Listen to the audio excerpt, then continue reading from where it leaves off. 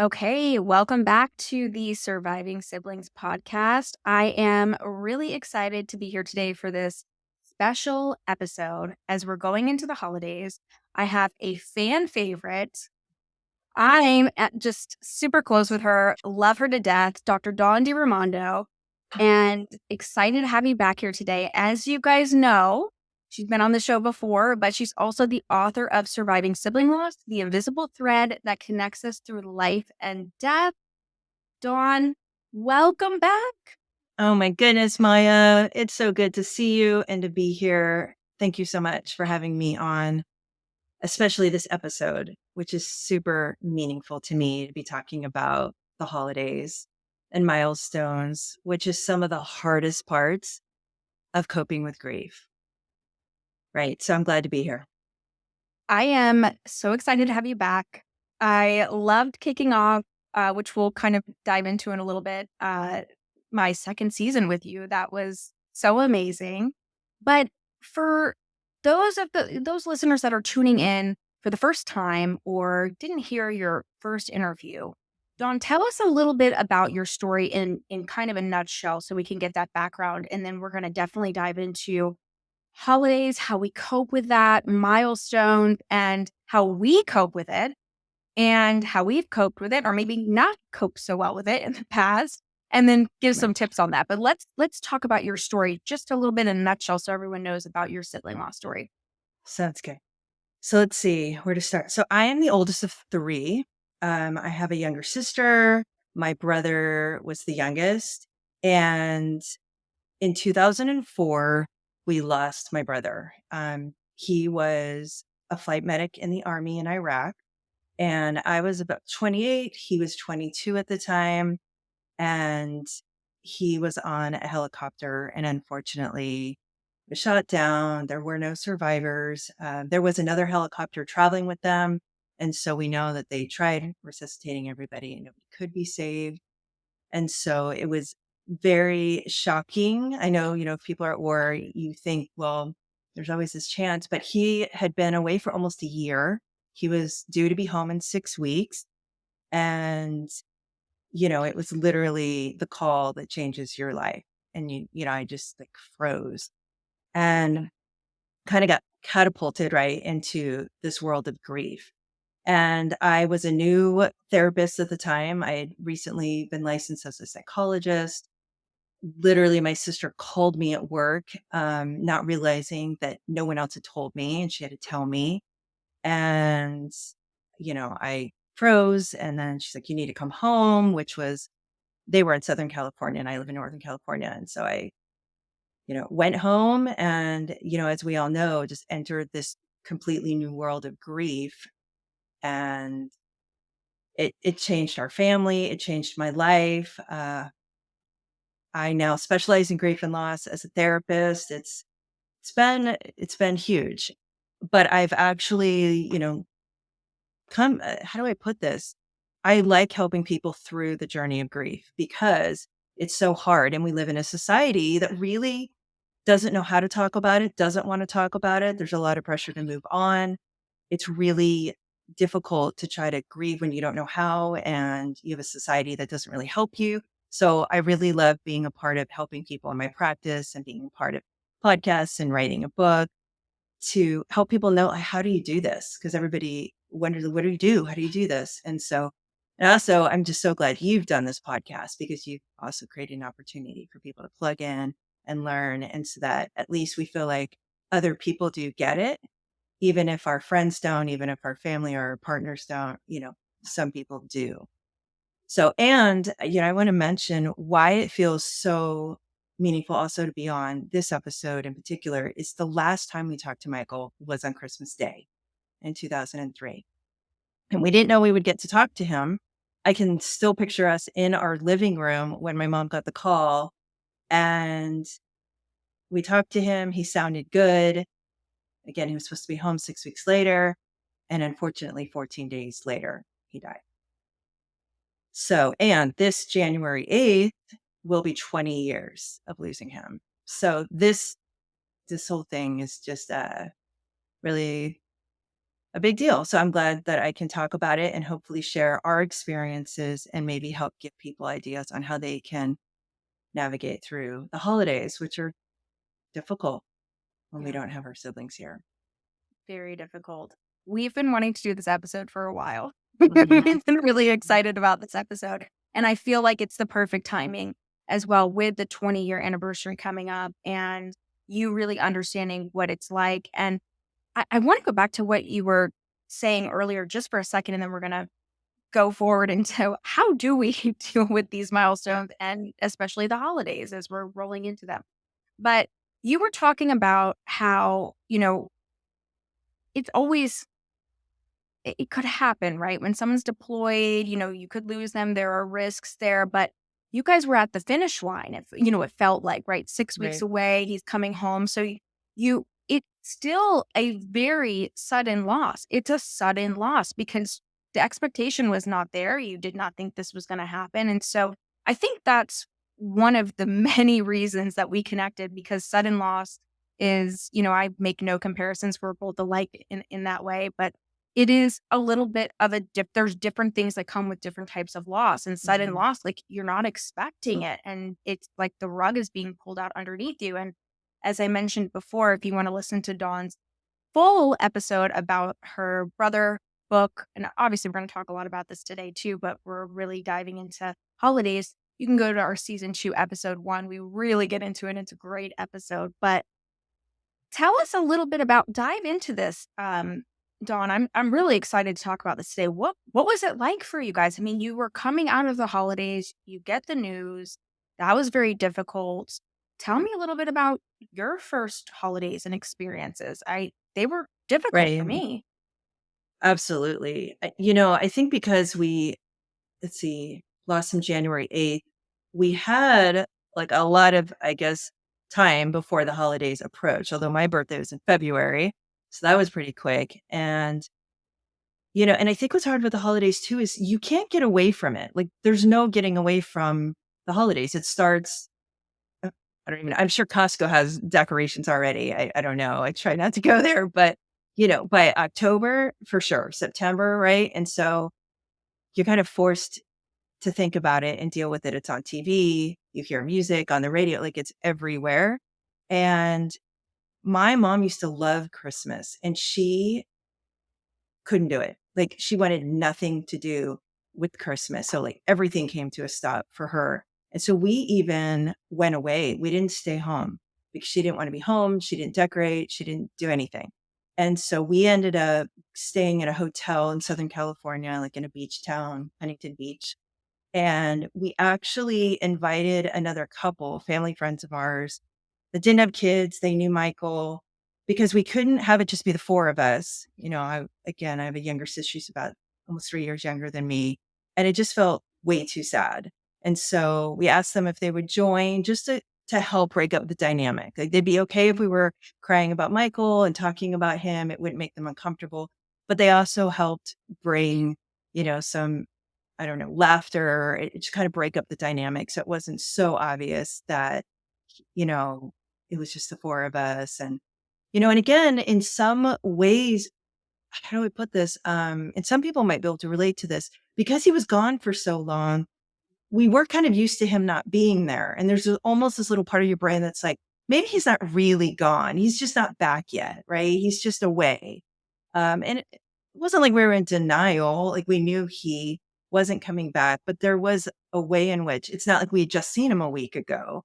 And so it was just such a weird experience. But having the other couple there was helpful for sure. And so I even have clients where they leave the first year, especially sometimes the second year, because they just can't be home doing the same thing they've always done without their child or without their sibling. And so I think that's an idea if that works for anybody to consider doing something like that. And so that's what got us through the first Christmas was kind of not being home. And we also did something like we adopted a family.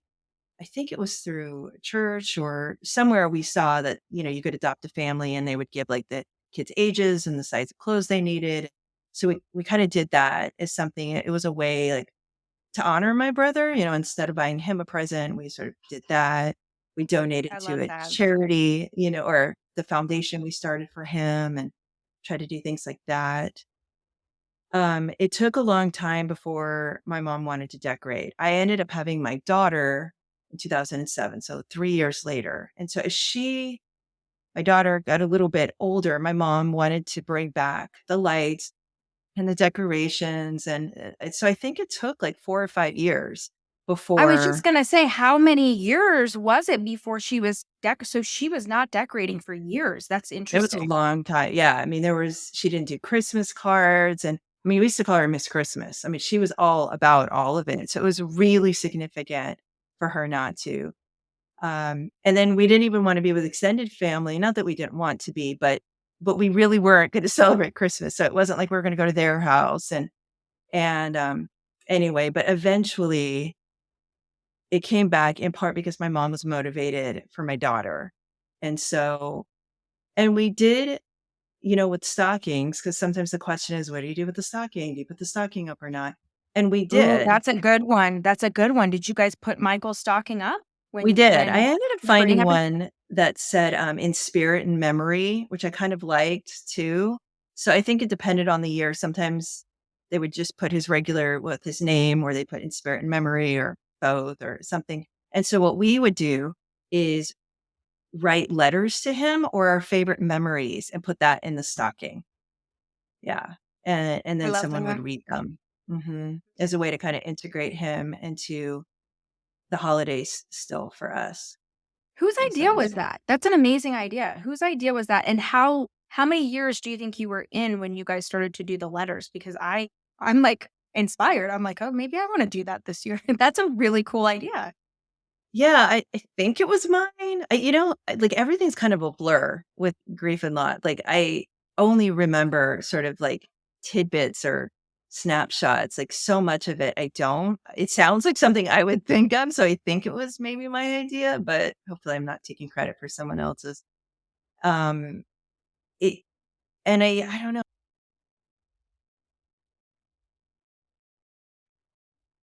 We hope you're enjoying this incredible episode of the Surviving Siblings podcast. I'm your host, Maya Roffler. We'll be back in just a minute after hearing from our incredible sponsor. When Dr. Dawn DiRaimondo lost her brother in 2004, she found only one book on sibling loss at that time. When she learned in 2019 there was still little written for surviving siblings, she knew it was time to start writing. She mixes both personal and professional insights throughout her book. Dr. Dawn also interviewed 14 other surviving siblings and shared their stories of what was most helpful to them in their grieving process. Her book, Surviving Sibling Loss: The Invisible Thread That Connects Us Through Life and Death, can be found on all platforms: Amazon, Audible, Kindle, and more. The wish that both Dr. Dawn and I have is to help surviving siblings feel more understood, validated, and less alone in this journey. Her book provides hope that you can find ways to stay connected to your sibling, honor them, and learn to live with loss without leaving them behind in the grieving process.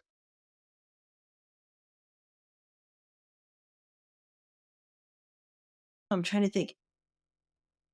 I don't think we did stockings the first year because she was pretty anti everything.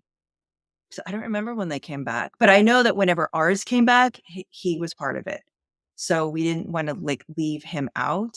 And the other thing that we did, and I don't know if people like praying, we're not overly religious, but we're spiritual. And we would do what we call a family prayer. And we would stand around in a circle and we'd hold hands.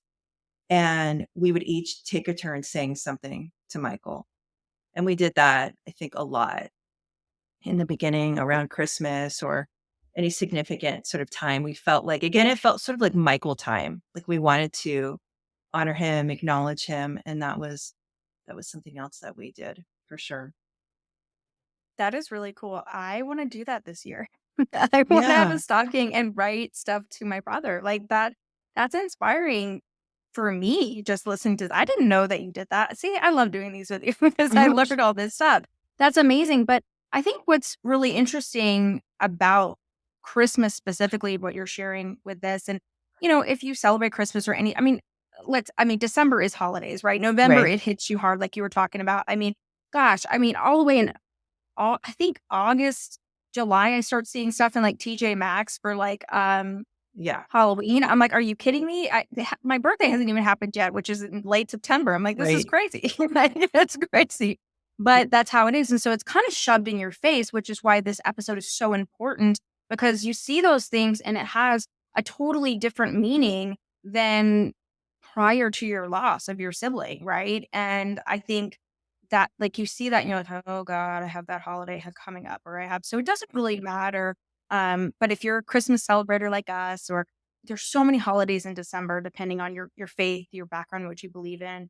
Um, but I really think it's interesting that your mother had such a deep passion for Christmas, and this was such a cultural thing built into your family, and that came to a screeching halt. And I think that really sharing that, I really appreciate you being so open about that because I think it normalizes it for other people. Because I think we're expected to just, okay, throw up the lights or continue on the same way. And I think it's okay to give yourself permission to celebrate however you would like. I think that's really the point, right? Right. I'm glad you said that because it also reminds me that a lot of times, if not all the time, that people grieve different in families. So it's really hard is if you still want to celebrate and they don't, or they want to and you don't, how do you manage that? And that's tough. It's How you did it? So how do you manage that? I think that's really one of the big topics here, right? Is how do you right. manage it? Because your mom was Miss Christmas, I love Right. that. But then she didn't want to, and maybe, you know, did you feel differently? Did your dad feel differently? Did your sister? Like, how did that work? And I also want to comment too before you answer that. I love that you guys, by the way, Huntington Beach is fabulous. So Right. I think that is a totally healthy thing to do, to go away and kind of recharge and reset, and especially if that was such an important holiday for your family. But Right. how do you manage that? I really wanna know because no two people grieve alike. We say that all the time. Right. I think we were on the same page that we didn't want to be home either. We were my dad's in the hotel business, so staying at hotels felt kind of like a second home. Like it felt comfortable. It didn't feel weird. It was a nice hotel. Um, so we were all on board with that. But I will say that because I didn't live at home anymore, I was old enough, I was in my upper 20s, that I'm pretty sure by the second Christmas, probably I still decorated, right? So it's like, well, I'll decorate my house and we probably got a tree and we have lots of Michael angel ornaments, memorial, like every year that like there's like four of them that go on my tree. And so we still did it. I still did it the way I wanted to. I was okay with her not doing. So luckily we're kind of on the same page that and I only spent every other year with them because I'd alternate with my husband's family because we got married in 2006. So, you know, um, I guess so there was a way to do both. I do think it's hard though. How do people do that if they're not on the same page? I guess you have to sort of talk about it and figure out what's a compromise on how to do that. And I think it's hard to people at children because I mean, I'm sure some of your listeners lost a sibling and they have kids and they don't want to Right. skip Christmas and it or Hanukkah, like all the other holidays and it's probably best they don't. Like they need a sense of normalcy. They want a sense of normalcy. And so in some ways moms kind of have to go through the motion a bit for the sake of their kids. Um and hopefully that they could still do some things that feel true to themselves maybe to honor their feelings with their sibling or not. But I think it's tricky. I wish I had a way better answer, but N I think that's No, what's I think hard that's about a growing. great answer. No, I think that's a great answer, and I think you just hit on something that's really important is, yes, we do have a lot of moms out there. Hi, moms. Mhm. And especially with young children, you're absolutely right. Like, that's a whole different psychological conversation, maybe another episode, right? Because they will ask questions and then they're like, okay, well, what about Christmas? What about Hanukkah? What about my presents? What about Santa? Mhm, What about, you know what I mean? mhm. Lighting the menorah, whatever you're Right. doing during that holiday time. But kids, like, they process, but then they like bounce back. So as a mom and a parent, if you're a dad listening too, like as a parent, that's so difficult. I don't have children, so I can't really imagine, but it's, you still have to keep moving forward with life and those expectations that Santa's coming or you're going to Mhm. get multiple presents for every day to be significant or whatever you're celebrating. And Right. that's a lot of pressure, because you're carrying multiple, emotions. You're excited for your children to experience the holidays and everything that comes with that, but you're missing someone, your brother or your sister, or if you're a multi-loss person, that's that's a lot. You're carrying multiple Right. emotions. I think that's difficult. It is, definitely. And, another thought too, around what to do with some of that is what if people did something like for themselves to honor their sibling? Meaning, like maybe you buy memorial jewelry, right? So that you wear it all the time, or you have their name or their initial.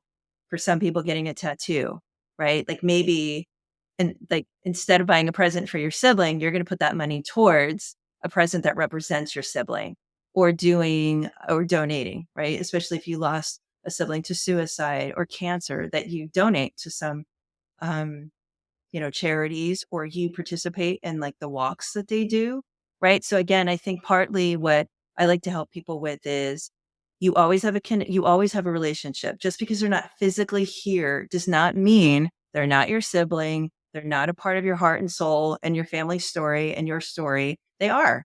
So you're managing a different relationship with them, I believe. That's how I've done it for almost 20 years now.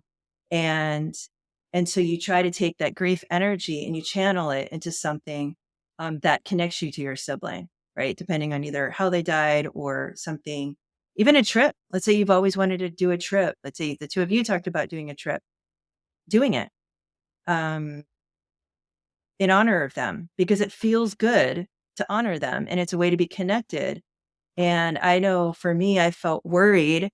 I talked about this in the book too. I had a trip to Ireland and I was really worried. Like he'd never been there. It's so far away. I don't want to feel far away from him.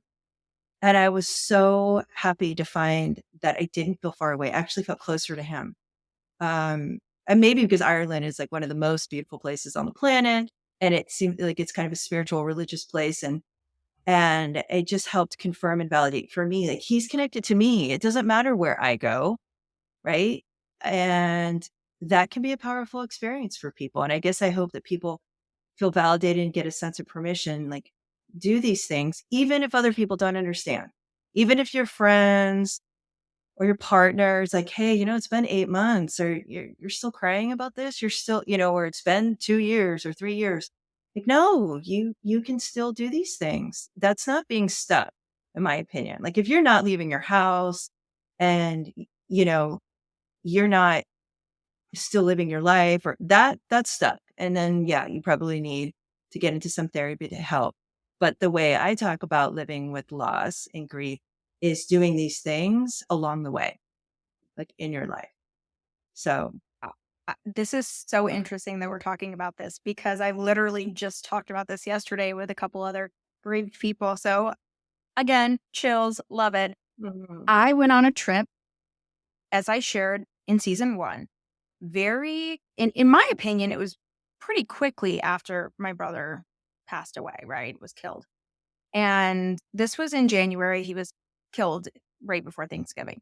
And I love Mexico. I've always loved Mexico. I have friends that live there now. So it's not just the resort vibe. Like I get to see the really cool ruins and go into these places and like hang with the locals. And we all know that's a totally different experience. I wasn't going to go. I was not going to go. I was like, there's no way. I got to stay here. I got to stay in bed. Like, cause that mhm, felt like I was stuck. I mean, like you were saying, like you articulated this perfectly. I was stuck and I felt like that was safer. And so I shoved myself into that trip because I was like, I'm going. And I took I had gotten my tattoo like you were talking about. I got my tattoo, but I brought his ashes in a necklace that I wear. I don't wear that necklace all the time anymore. I'm 7 years into this now, right? It's a little different, but I had to have him with me. But what I didn't realize, I connect so much with your Ireland story. I felt more connected to him than I had it since he had passed away on that trip Wow. because I was seeing these ancient ruins and I was jumping into cenotes and like it was so spiritual. I felt like Right. he was with me. Right. So A plus, highly recommend. Yeah, 100%. Doesn't matter what Right. anyone else thinks. If you feel like you want to go on this trip and even if you hold yourself back a little bit, give yourself a shove. Like literally, it was the I best thing agree. yeah, Like, I best. get people need to, like, cocoon at first. It feels like you wanna cocoon, and then you need to come out of the or not need, I don't wanna tell people, but coming out of the cocoon, even if it's just temporarily to go Yep, on a trip, like, you do feel more connected to yourself and them. And maybe because 'cause you're not doing, like, regular life and a job and chores and, like, you get to just sort of be a human being, yes. and in that, I think we're more open to all kinds of connection, and but, Maya, I meant to ask you too, do you wanna say Sure. anything about your first Christmas without your brother and what you did and Yeah, how absolutely. holidays have been since then? Flip the script on me. I love it. That's so great. So it's interesting. And I think, again, this is one of the reasons that you and I connected instantly. And I connected with your book because, our brothers passed away around the holidays, right? I mean, you spoke to your brother and then, 2 weeks later he was gone. And my brother was right before the holidays. So it was not fun. It's not fun. Short quote on that one, but no, to go into detail, I mean, my brother was shot on November 19th of 2016, right? We all know this, and declared officially dead on November 21st. So that's his death date, November 21st. And the following day, I think it was because we left the hospital like midnight going into the 22nd, whatever it was, that it was like a day and then it was Thanksgiving. So that Thanksgiving was awful. I mean, it was awful. My family went out to dinner because, of course, we had some amazing people send us a lot of food and things for Thanksgiving dinner. And I know that they meant well. I know they meant well, right? But there's no way we're popping in a turkey and making stuffing and, singing, music. And you're not doing that when you just walked away from your brother, your son, their body for the last time. You're just not doing that. So Right. we went out to dinner and, it was weird. It was very weird. It was solemn. It was weird. I don't really have any other words for it. Sometimes you just don't. And as I share on season 1, it was kind of that dinner was kind of the beginning of this really complicated additional complications in my family, right? I mean, my family got in a huge fight that night. I was left alone after that. So to this day, I will be honest, I dread Thanksgiving. Oh, And I will talk about how I've started to change that, but that took me time. Um, and then, we had the celebration of life on December, I think it was December 3rd, we did that for my brother, if I recall correctly. Um, and then it's the holidays. We're in the holidays. And so I had a really tough first Christmas, as most people do. It doesn't, like you expressed as well, it doesn't really matter if it happened 12 months prior, 10 months prior, or if it literally just happened a month before. It was tough, and I was dating a really, really sweet guy at the time, really sweet guy, and he wanted me to go, he's very Catholic.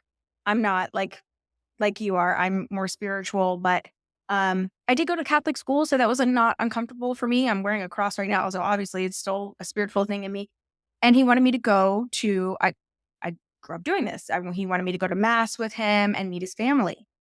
And I will tell you right now, I had a complete anxiety attack, which is so not me because I'm extroverted. I do struggle with anxiety, but I I just was frozen on the couch, just frozen. And I remember calling him and feeling so bad because the relationship was pretty new still. I think if you're, only a couple months in, that's very new in my opinion. But, Right. um, and I wanted to meet his family. He was such a lovely person and I already knew his family was lovely too. And I called him. I said, I can't physically move off this couch. I was like, I'm sorry. And I just stared at my little Christmas tree with my, because I had adopted the second dog at that time in honor of my brother. And I just had each one on either side and I had a bottle of wine. And I'm Yeah. like, I was really numbing. Right. And he was, thank God, so sweet and understanding. He came over after mass and we spent the next day together. And I didn't talk to anybody. I did not talk to anybody. It was really difficult. It was Yeah. Wow. it was a blur. It was very difficult. Um, we, cooked something together and watched, some shows that would take my mind off of stuff, but that was one of the it was probably the worst Christmas ever, and it has nothing to do with him. He was a fabulous person, is a fabulous person, but, I felt very alone. I felt very sad. I didn't wanna think about anything, but the following Christmas, I'll just kinda give you guys a little bit of hope here. The Yeah. following Christmas, I Yeah. learned to cope a little bit more, and the following, holiday season, I was going through I call her my grief partner now because 'cause we're so Mhm. close, because she had lost her mother, as I share as well, about 2 weeks before I lost my brother, and she was my grief buddy, and so we did the holidays together. We did Thanksgiving together, we did Christmas together, we went out to eat at our favorite restaurant where they kinda cheers, where everyone knows your name, and Oh, so it that's became fun. much more uplifting. Yeah. Mhm. It was much, much better because we could both talk about our grief openly and no judgment, Right. and I really think that's important to have a grief buddy. That helped me. And when I kind of reflect back on this, I see the big difference between the two, right? The two different, but it was so close to the holidays. It was like it's a fog even to this day. Yeah. It's tough. That's Mhm. so tough. I mean, you had just no time to prepare for the holiday. Like it was smack in the middle of the holidays. Mhm. Man, that's hard. But it sounds like the holidays since then have been better because I feel like I want us to give people hope too. I feel like I want us to validate the first year is so hard. The second year can also be really hard. Um, but that it does get you get better at it. You get better at grieving, right? Well Wouldn't you said. say? Well said. Yeah, absolutely. Because like you, I have two significant ornaments on my tree for my brother. I have a big A for Andreas. I have another one with Mm, his dates, right, of his life. And, you know, putting that up now, I really was never a fan of Christmas. And now I actually really like it. mm, Um, because I feel like I get to see those ornaments. yeah. Oh god, I did not expect to get this emotional about this, but yeah, it's getting emotional. But I get to see those ornaments now, and you're right. Like we definitely want to give hope always on the show, right? And Sure. I Thanksgiving was harder for me because it was so close, right? And that Right. was my brother's that was his jam. That was his holiday, so that made it Um, even harder for me yeah. because he loves food and he loves some good champagne. We all know this. So, that was his holiday. He loved Christmas too. He loved to get presents. Gifts were definitely his love language, but he really loved Thanksgiving. He loved to eat. His first word was eat. Okay, Ah, so we loved so funny. Thanksgiving. So how did I overcome that? Like you said, you get better at it. We started doing Friendsgiving, so there was a lot of people around that you wanted around and were positive.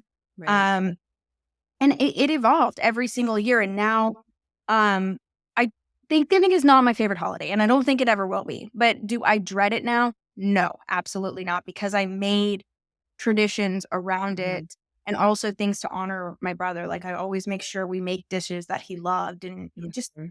it sounds Yeah. simple, but it really works. Right. Well, it feels meaningful. Like you're doing something for them. And I don't know if you guys ever do this. We toast to my brother, like almost every family meal, but certainly on the holidays, right? We acknowledge him and that. that feels good too, to do that on Thanksgiving and Christmas and stuff like Yeah. that. Yeah. Wow. Yeah. I also want to put a voice to a couple of different things. One is that sometimes the anticipation before the holidays, for some people, sometimes that actually can be harder than the day itself, which sounds crazy. And maybe the day itself is really hard too. But sometimes just the anticipation is worse because then when the day's there, sometimes people feel like, well, every day is hard right now. Like this isn't like harder, but thinking about it ahead of time. So that could happen. And also, I think New Year's can be triggering because it represents for some people, oh my goodness, I'm going to go into a new year without my sibling. I don't want to do that. I can't do that.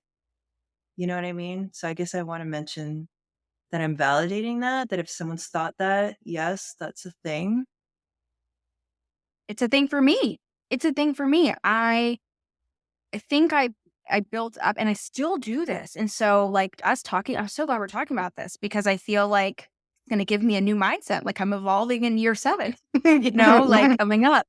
And I do. I like dread it. I'm like, oh, Thanksgiving. And I'm like, no, you have these great new traditions. Like it's okay honoring him. So it kind of like, and then when it actually happens, I don't want to say it's not as bad as you thought, right? Just like you're saying, but it's like I'm sad and it's a day and I already knew this and it's kind of like anxiety and worry, right? Like we're playing these things in our head ahead of time and it's still tough, but there's hope and it's not going to be as difficult sometimes as you think. And if it is as difficult as you think, you already put your Right, mind, body, soul, spirit through it. So you right, got this. Like right, you've got this. And I love right. what you said about New Year's too. That for some reason, that one really kicked me. That one kicked me too. It was Thanksgiving number 1, New Year's number 2, because I love New Year. That's my holiday. I love New Year's. Love it, love it, love it. I love a Mhm. fresh start. I love going to a great fun party or throwing the party. It's one of my favorite holidays. And that was difficult. Yeah, because it was going to be a year where my brother was not moving into with Right. anyone. I think Mhm. what happens, after it's been a long enough time, and I don't even know if I had to say, is that at 5 years? Is it at 10 years? I don't know, and I'm sure it's different for everybody. But what I can say, getting to almost 20 years, is that it almost ends up feeling empowering, like, almost like death didn't get to totally end, like, my relationship. Yes, I can't physically see him, and I totally miss him, and I can't hug him and that stuff. However, it didn't stop our connection. It never can. And it's almost like, fuck you. I'll do this forever, right? 30 years, 40 years, 50 years. Dare me, Yeah. right? Watch me. And that feels kind of empowering, to be honest. And to the point where it's like, again, my husband didn't meet my husband and my kids. We refer to him as Uncle Michael. They know all about him. His pictures are up. They know his story. It's partly their story, right? And so I feel like in time, when you do the grief and you do the work and maybe you talk to a therapist or you tune into podcasts, you have a grief buddy, whatnot, you get better at grieving, if you will. I really don't like that word better, but it is sort of what it feels like. And then at some point you get to a point where it feels empowering because nobody can take it away from you, right? Like, do you ever feel like, I don't know if you're at the point now where you feel like so confident in your connection with Mhm. Andreas that like no one can talk you out of it. They can't take it from you. I don't I know. love I love this. No, I totally connect with this 150%. I hope you guys do as well because I hear this a lot from people like early in their grief story. And you're right, like everybody's different. Like I've met people that are experiencing the same emotions or feelings that I did 5 years in and they're 20 years in, right? I have some people that are a year into their grief journey and I'm like, wow, you're really evolved. I was not there. Right. So it's like Right. everybody's a little bit different, but there are some norms, but it is empowering. Totally know what you're saying because I feel that way. For me, 5 years was my marker and that's gonna be different for everybody, like you said, but 5 Mhm. years, a switch changed in me. That's when I knew I was gonna do this show. I wanted to carry my brother forward with me, wanted to honor him, and nothing can change that now. Like his story is out in the universe. Mhm. We're connected. You guys listening to us are connected to us. And I think there's so much power in that. I have a totally different feeling. And sometimes people will ask me or maybe confuse it and say, "Oh, well, okay, you're over it or you're done grieving." And that's not really the case, right? We grieve for life, but I love how you're putting this, Dawn, because this is incredible. I do feel empowered. I feel empowered. I feel connected to him. I feel more connected to him now than sometimes, which might sound weird and a little controversial, but sometimes I feel more connected to him now than some of the times he was actually physically present on this earth, which might get a little too spiritual for some people, but it's just true because I feel like I'm doing this work not only to honor him but to help others. But I think this is what he would have wanted. Mhm. And I feel that very strongly because I almost feel like he's like pushing me and he's with me. Mm. So yeah, I do think through time it continues to evolve. And if someone had told me that years ago, that would have given me a lot of hope. And so I'm really glad you Oh. brought that up. Yeah.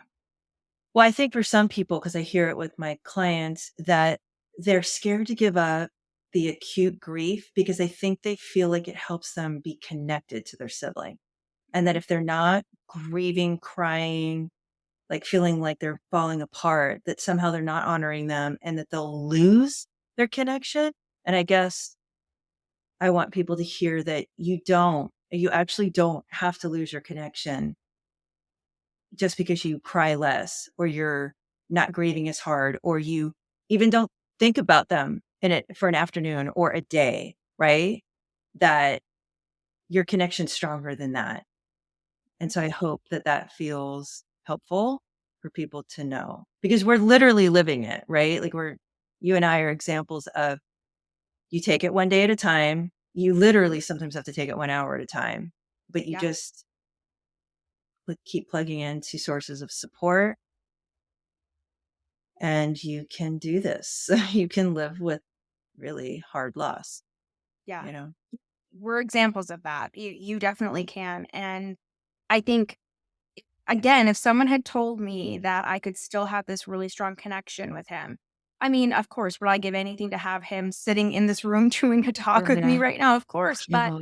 at the same point, I wish someone had said what we're talking about right now, that I can still have this connection and still keep him in my life as I continue to move forward. And I connect so much with what you said about if I stop crying or if I go out in the world or if I get out of bed, if I it's like you're holding on, but the reality is that person is physically gone from this world. So I started to realize that doing things and honoring him and giving back, like you mentioned earlier in this episode, like if you want to go on a walk or donate or sponsor a family, and I love all those ideas. I love them. I just think it's great. You don't have to write a book or you don't have to Right. do a podcast, like you don't have to do what's right for you in honoring your sibling that you've lost. And there's so much power in that. I feel empowered doing this, Mhm. and I feel him with me so strongly, and I did not expect that, so I hope that helps you guys Right. out there too. I Yeah, feel the because I'm same sure you felt way. that way writing your book, right? I mean, didn't you? Oh, wow. I felt well when I found out that there still wasn't much written on sibling loss, which was shocking and like not okay, right? Like this is like, but because the world is completely does not recognize sibling loss as significant as it is. It's like wildly under recognized, represented, even in research, like, right? As a psychologist, there's very little research on the impact, which is mind blowing. And again, we need to change that. So anyone listening, right? Like if you are gonna become a whatever a psychologist or do research or write but whatever, like we are all a part of the change. And that's what I also love is that I've from this experience and writing the book, I've connected with all these people and like we are changing it, right? This isn't someday, somewhere, some people, like we are doing that. And anyone listening can be a part of doing that. And again, that feels empowering because my hope is that it has made a difference. And I think it has. I actually think it has. There's more going on. There were no podcasts that I could listen to. There were no Facebook groups. Like there really wasn't. There was one Right. book on sibling loss. So I think it felt like you never know how something's going to affect you, right? Like I interviewed 14 people for the book and was so surprised, like, wow, this is so validating. Like I knew my experience and my clients, but it almost didn't matter if someone lost their sibling 6 months or 20 years. Like it was so profound. Like it impacted them so much. And I think that experience felt really validating. And then to have it out there and to have feedback for people to say this makes me feel less crazy. I thought I was just, losing my mind. And like I realize I'm grieving. That's what this is. And it feels nice to feel like that's helpful to people. And now I've connected with other people through it. So the whole thing has been a wildly meaningful endeavor that I definitely didn't expect or know would happen. Like I didn't know I would be writing a book. But I think when you do something you're supposed to do, it just starts unfolding in front of you. It's like, here you Oh, go. And like you yes. get all this energy and you're like, how do I have energy? How am I in the zone? But I think when you're doing something you're supposed to do, you get in that like flow state. It just like works out. And that's kind of what happened with that. It's been wild. It's Yeah, been a wild. I love that you said that too, because I was just chatting with, I'm in one of the studios I recorded right now, and I was just chatting with one of the tech guys that helps me set stuff up. And he was, talking to me about a couple different things. And, I was sharing with him because he was genuinely curious. He doesn't understand sibling loss. Most Right. people don't unless they've gone through it. And I was sharing with him almost exactly what you said. I said, you know what? I shared my story with zero expectation. It was literally to honor my brother. Hmm. And if I helped one person, connected with one person, anything like that, that was a bonus for me, right? That was a bonus. I never thought I'd be sitting here at the end of season 4 talking to you talking to you, right? I mean, this has been a wild journey, but the kind of the moral of the story here is when you are doing exactly like you said, you're doing what you passionate about, what you're supposed to be doing, and you just kind of go in with zero expectation, but with a full open heart and fully charged and you're really into it. I mean, this really unfolded. I'm still shocked to this day, and I feel so honored to be able to share your story, so many people's stories, and so many people Hmm. share their stories with me and trust us to help them along their journey. And we know how difficult it is. So I agree. I'm so glad we Yeah, brought that up because that's huge. Yeah. absolutely.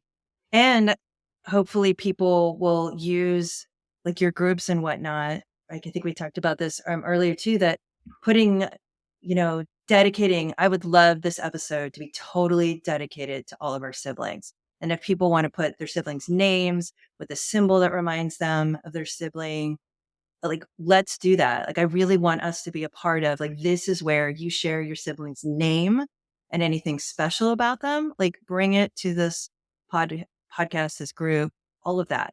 Like that's what this is about, right? I agree. And that's really been part of the vision as I continue to move forward. And so when we chatted offline a little bit about this, I was like, oh, Dawn, we're always connecting on these things. I love it. And most of you guys are in our, quite a few of you are in our Facebook group. If you're not, join it, share in there. That's a place for you to share. Just like Dawn said, my symbol for my brother is a sunflower. And I'll share in the group. I'll be like, oh, there was one sunflower shining at me today. And that's my brother. I know it's my brother, Mm. and there's milestones, which I know we're gonna chat about a little bit Yeah. before we wrap everything up because as we're talking about the holidays, going into the holidays, this is such a difficult time because it's like we said, back to back to back to back to back, right? There's different holidays. It doesn't matter what religious background, what cultural background you're from. We know this, right? To be the holiday time. Once Halloween hits, it's like it's all in your face Yep. everywhere. So, I want to open up even further to what you said, Dawn. And, when there's milestones, share them. I have people, some of you guys reach out to me and say, can I share this picture, or can I share my new tattoo, or can I share my art, that I got done for my brother or my sister, or can I share these necklaces? I mean, I just got back from a couple conferences a little while ago, and some of the cool stuff that people are doing with grief and honoring their siblings, like one gal, she had the thumbprint of her brother as a necklace. I'm like, that's beautiful stuff. Share it, Right. right? Share Right. it if you're comfortable. If you're not, you can message me directly. We all have different personalities, but I would love to see that too. I would love to see our group, whether you're on TikTok with me, or you're on Instagram, or in our Facebook group, which again, we'd love for you to be there. Dawn is super active there as well. Um, share it.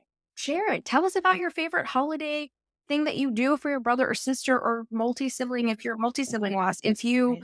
are struggling, share it with us. Tell us about your favorite memory. We want to know. That's what this is Right. about. And it makes us feel less alone. And who knows, you might have some other siblings in the group that do something very similar, which is kind of Right. cool too. Right. Or get good Mhm. ideas, right? Like, Yeah, because I that's the feel other like side. yeah, you get good ideas because if like you adopt this philosophy that I am going to stay connected with my brother or sister and integrate them into my life. So anything that comes up, like anything, it's like, okay, what can I do to honor them? So the group you might see ideas like, oh, I like that tattoo idea or jewelry idea or a place to go to or whatever it is.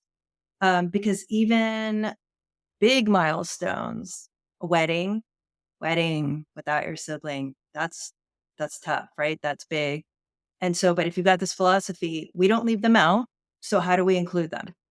So for me personally, what we did is part of the ceremony, we acknowledge thanking, well, my dad did, I think, thanking all the people who came from all the, the different places, and the family that's with us in spirit, and the names of my brother and grandparents. Like, again, we sort of have this philosophy and belief that some of our family lives here and some of our family lives in heaven. Like we call it heaven, and that's just how it is. Right. And so that was one thing we did, was acknowledging that at the ceremony. We had a table at the wedding with my brother and grandparents and my husband's grandparents' pictures, flowers, candle was lit. So I know some people do like an empty chair. If that's not something we wanted to do, but maybe that's something that feels good to other people. I've heard that from Uh, some people too. Yeah. Mhm. yeah. Mhm. So graduations or the anniversary of losing somebody or their birthday, again, if the belief is, well, they're always a part of our life. So how do I incorporate that? Then it's a different mindset, right? It's like, let me think of ideas. We've shared a bunch of ideas on here. People could even ask a question in the group. The third anniversary is coming up. I, I want some ideas, like what should I do? What could I do or whatnot? Right. Because I think again, that feels a little empowering. That part of the grief journey is how do I do it along the way? And who's going to support me in that? Yeah. I love when people ask those questions in the group, or just ask me in general when I go live, or any feedback or private messages. I love when people, ask, and Mhm. I'm typically going to say back to you, what was special to your brother? What was special to your sister? What did you two enjoy doing together? Those kinds of questions, because I don't have the full answer for you. You have it within yourself. That's what I really believe, because you know your relationship, you know your connection. And I loved that you shared about your wedding, because both of us got married after our siblings passed, our brothers passed. And I did not have a big wedding. I eloped. I went to the courthouse, and kind of always knew that would be my vibe, because I worked in the bridal industry. So not shocked about that. But I always envisioned, I even had a dream many years ago that my brother walked me down the aisle at the courthouse. So that Oh, was another wow. reason. It's not trippy. I know, it's really weird. I love Um, that though. Mm, isn't that, that's I know, sweet. fun fact there. And it was a very interesting dream. And my brother did actually pass away in the dream. So that was weird too, that Mm. I had this like fortune telling. I don't know, take with it what you will. But he did walk me up the steps to the courthouse. So my husband and I went to dinner at this place that we go over our anniversary, and I had a glass of champagne out for him. That's my thing. That's his thing. Mhm. And yeah, I mean, I've heard people do the empty chair, and I think it can be beautiful, but it has to be right for you. For Right. me, it was just about like that my brother was approving of me in this journey and that I could feel him there with me that day. And I did, but I feel him with me stronger now. Um, and I think again, you bring up so many different milestones, right? Like birthdays, the death anniversary can be really difficult too. And that's that's one that was probably the first milestone that I really our birthday's hard because I have the same birthday as my brother. So it's a bittersweet day always, but it's gotten again, I don't wanna say better, right? It's just gotten different Or more because manageable, more more manageable tolerable. because I I think of do other something words. for him. Yes. Mhm. Like, Mhm. you're totally right. I do something for him. I know it's kind of redundant. Everyone's like, "Oh, you do the glass of champagne." I'm like, "I do, but that was his thing, and I Mhm. feel him there." Like, I feel like I'm sitting across the table from him, and he's there, and that's all you really need. Um, Getting tattoos from my brother, that was really huge for me, and I said I'd never get a tattoo, and now, like, my whole side is tatted up for him. So, Aw. death changes you, and the death of your sibling really changes you, and you need to do what makes you feel connected to them, and I feel really connected to him through that, but the death anniversary, I think that's a tough one for a lot of people. That's a big Yeah. milestone, and doing something super special, and I will be honest, there has not been an anniversary that has gone by so far where I haven't completely broken down and cried, but I knew that would happen, right? And I sit at the creek where a lot of his ashes are, eat his favorite pizza, drink a little Mhm. champagne, and I bring him as many sunflowers as it has been since he's passed. Oh, wow. And that I do, and that's an important day for me. I will not miss that day. I do not care if I have the biggest client in the world. I will not miss that day. And Mhm. that's super important to me. And I think, people ask me a lot, like, where did you come up with this? And it kind of evolved over the Mhm. years. Like I Mhm. always went down to that place, but like then I was and brought flowers, but I was like, no, I'm gonna bring some champs and I pour a little champs in the water for him because it's not like a swimming creek. So don't worry about that, guys. But and then I throw the flowers down. And if you go on my TikTok or my Instagram, you can see videos of it. And I do it. And it's very spiritual because there's always one sunflower that gets stuck behind and doesn't flow down. Oh. It has Oh, yet to not happen, so wow. it's That very one's for spiritual. you. It's like he's like, "This And one's for you." I feel Oh, that way. right? Yeah, it took me a couple years to kind of get it, but I do feel like that. It's like, "This is for you, sissy, like, here you go, like, Mhm. thanks for coming here."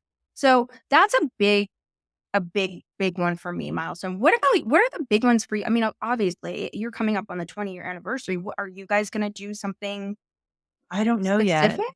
I don't Yeah. know. We haven't gotten that far. I'm sure we will to figure it out. But I think you know what I was thinking of while you were talking about it is this reminds me of how like I always say, we still have a relationship, but it's balanced with our other relationships, right? And so it's like when you do that, you're prioritizing, hey, this is his day. This is about, you know, Andreas and I, and this is what I'm going to do. Just as you would probably prioritize, eh, whatever, something else with other people. Like we figure it out. Right. And even music, we haven't talked about music at all, but I was thinking music is a great way to connect. Like, so when I want to, like sometimes Michael time or I want to feel more connected, I definitely would play certain music that reminds me of him. And so I think that's another idea for people if they feel like, how do I get connected or how I feel more connected? Sometimes specifically playing music that they liked or reminds you of them. You could be alone in your car if you want, or blast it in your house, or, but to use music as a connection or to ask for a sign, because I really believe in that. We can ask, like, hey, I want a sign. I miss you. I just need to, get a sign from you. And then be open, right? Does someone say something that's specific that would remind you of them? Does a song come on, Pandora, or the radio, or Spotify, or whatever that reminds you of them? It's things like that that I think can happen when you're open to it. So I couldn't Yeah, I leave that out. agree. Couldn't leave music out forgot. No, I love the music and I love the signs because something that happens too is a lot of people will say, "Well, I'm not getting signs. I'm not getting signs." But the reality is I think sometimes we have like it has to be at 5:01, it has to be this, you know what I mean? We get too caught up in those minutia Mhm. details and that's not how and again, we're getting a little spiritual, but that's okay. It's my belief too. That's not how it works, right? You're going to get the sign or get the song or get the phrase or like sometimes you kind of said a little bit of this. I think someone will walk up and say something to me, and I'm like, oh, I'm like Andreas, I'm having a really rough day. Like I need a win. Like my how I talk to him now is I need a little bit of a win today. And I'll get like an email from a client or a call and be Oh, like, "You just killed it. Thank you." You know what I mean? Stuff like mhm. that. And I didn't see that as signs before, but they are. They are. And you can believe what you want to believe. That's my thing and that's what I believe. And the music is huge. That was an evolution for me. I love that you brought that up because I couldn't handle it. I would get signs from my brother. So it's Goo Goo Dolls is the music for my brother Yeah? because that's from when we were like kids. And like, Goo Goo Dolls, like, haven't really come I'm not hating on you guys, love you guys, but they haven't come out with anything in a long time, and so they would come on the radio, like, a lot in the first year, and I couldn't listen to it. I was like, "Okay, that's a sign," but now I can listen to it, and sometimes I'll cry, but it's like, I know that that's a song or, Iris, like a slide, couple of them are songs that I can go to, and now I might cry a little, but I smile because I remember my brother and I doing, like, dance routines to it and things like that, so I Mm, think music is very powerful, very powerful. right. Well, and I think what we're also saying too is that there is joy again, and there is happiness, and there is hope, and to also not feel bad when you feel that, and to even do things to cultivate that, because that might be where you feel more connection when you cultivate stuff like that, right? Which feels like the opposite of grief, but it's not. Like it's about love, and we're talking about love, right? And love and connection, and so yeah, I would love I'm actually hope I wanna get feedback on what people's takeaways are from what we're talking about. Like, if people got ideas or, something that they're gonna, implement this holiday season, it would be kind of cool to hear what people wanna do. And also, I just have to say, I know a lot of people are just listening to this, you're not gonna see, but there is a video, and so people are gonna see the video. And it looks like I'm wearing pajamas right now, right? Because I specifically wanted to wear holiday attire. So, I'm gonna stand up for anyone who can I love see it. holiday, like, little skirt, looks like a candy cane skirt. Um, So cute. It's so cute. I love the it. shirt says, "Be Yes. your best self, elf," kinda thing, got it from Old Navy, and, because again, like, we're here, I believe we're here for a reason. God only knows what that is sometimes, and life is really hard sometimes, right? But we have this opportunity, and I'm always one that is gonna wanna try to make the most of it. And even with grief, right? That we do that with the love of our siblings, always with us and a part of that and a part of our life. And my hope is people get encouraged that you learn how to do that in a way that doesn't always feel hard and hurtful. You get better at doing that.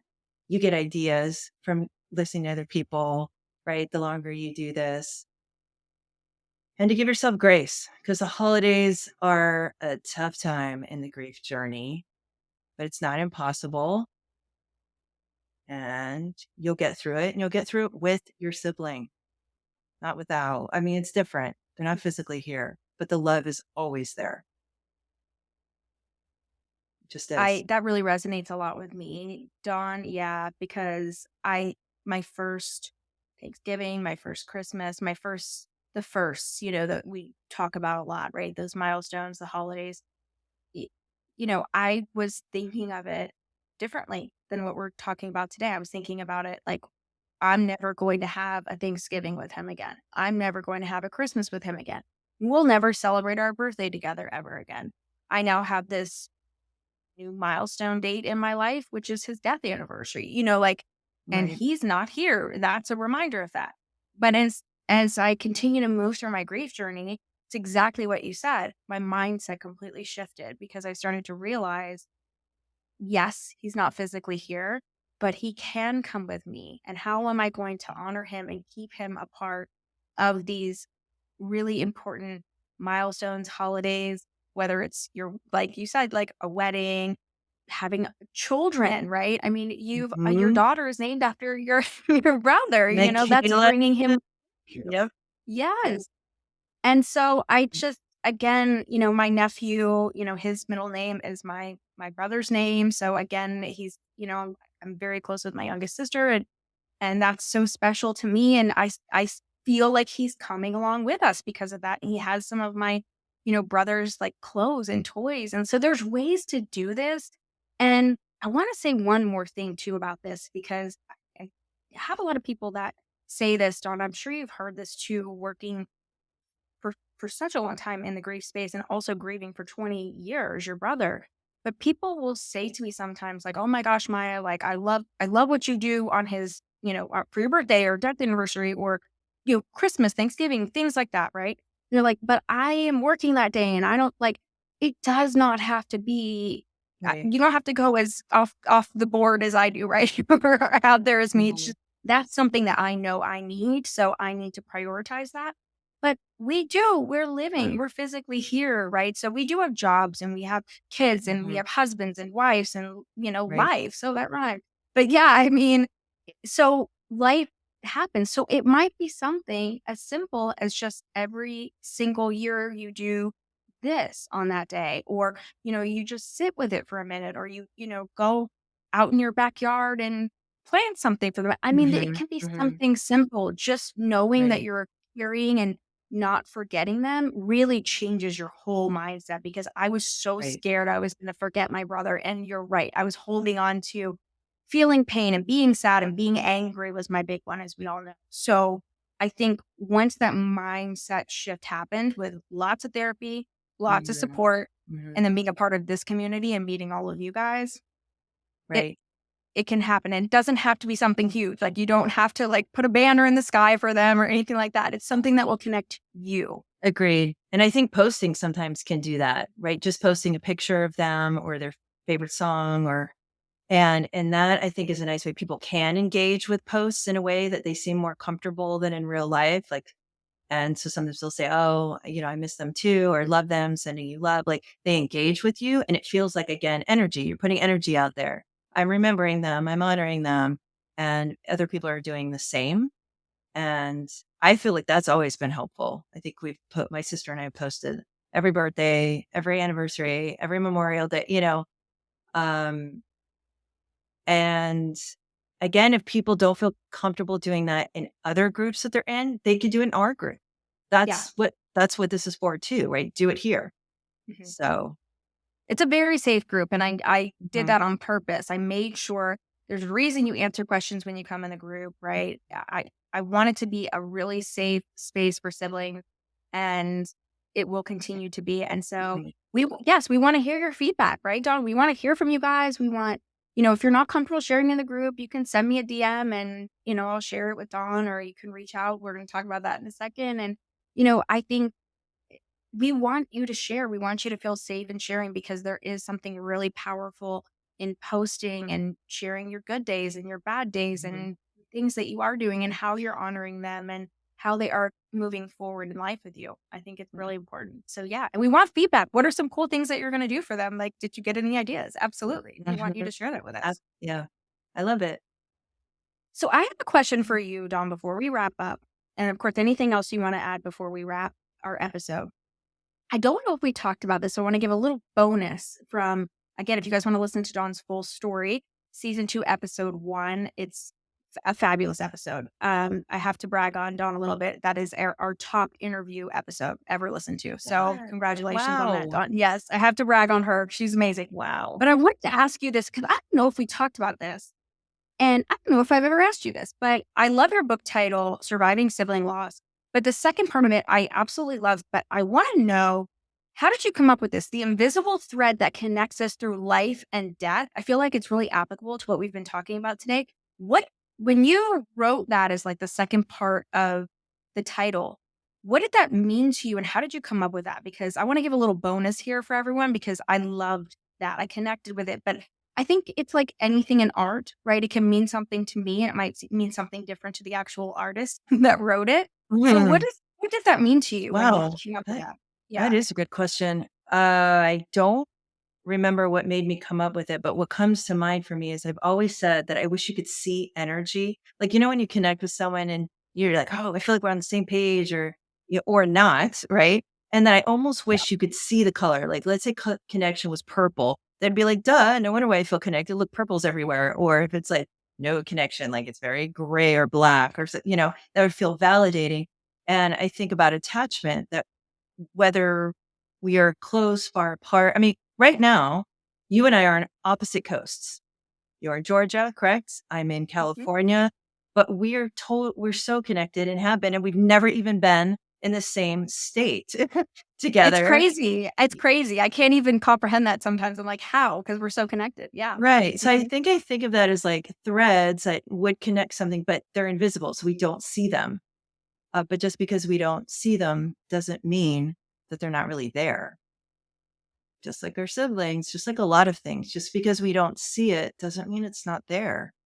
Yeah. So That's I why I had to guess bring this up. Yes, because I feel like that's what we've been talking about as well as the milestones and holidays and, I that's how I interpreted it too. Of course, because we're connected and I hope you guys connect with that as well because I do. It really is. It's this invisible thread that I think it's become such a big meaning for me, that part of your title, because it's not just my connection to my brother that continues. It's my connection to you, like you said, but my connection to all of you listening and everyone that I've met now out at conferences. Thank God we're back in person. Those of you who I meet on TikTok, on Instagram, in our group, we all have this invisible thread connecting us. So I wanted to ask you that as a little bonus. So I just oh loved that. Um, well, we are very festive today with Dawn's holiday outfit. So if you guys are listening to this right before the holidays, we want to wish you happy holidays and also to your sibling and hopefully that you find a way from this episode to honor them in a way that's special for you and for them. absolutely. And we'd love for you to share their names or something that reminds you of them. This is for them. This is for you. We are sending so much love and getting through the holidays. We're here for you. And one way that you could absolutely, and one way you can connect is obviously your book. If you have not read Dawn's book, Dawn, tell us a little bit about your book, where they can find it. Obviously, they'll find it on my website too, and how they can connect with. So it's on Amazon, it's on Audible, Kindle, Barnes and Noble. I don't know. I feel like there's iTunes, like there's all these different I specifically made it to be available in every format that people need or prefer. So it should be available everywhere. And I would say emailing me if people wanted to actually reach out is probably the best way. I have a website, but if you could put my email maybe in the show notes, well, Absolutely, drdondireimondo.com or at Gmail um, is my email and my website, same name. But yeah, and hopefully, yeah, people can check out the book. Again, I interviewed 14 other people. So it's other people's stories too. So my hope is that if you don't connect just with mine, you'll connect with theirs. And I have a whole chapter on the most helpful things we did. So it gives you ideas of how to honor your siblings. And thank you again for having me here, Maya. It's always good to be absolutely. here. And you're in the group, of course. Let's not forget that. So you Right. can always find Dawn right in our group too. But yes, so we'll put your email in the show notes.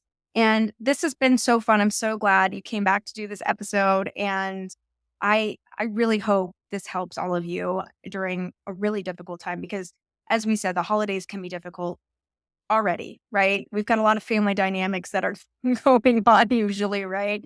And to add loss into the equation is difficult. So hopefully we can give you some great ideas to be able to move forward with your siblings. So I'm going to wish you a happy holidays. Dawn, Happy anything else? holidays. Absolutely happy holidays. Thank you, Maya, for having this. And I just wish everybody the best. Yeah. All right. We look forward to hearing feedback. We want to hear your feedback. We want to see your posts. about what you're doing for the holidays and honoring your sibling. And again, happy holidays. Dawn, thank you so much for being here. And thank you guys so much for listening to the Surviving Siblings podcast. Thank you, Maya.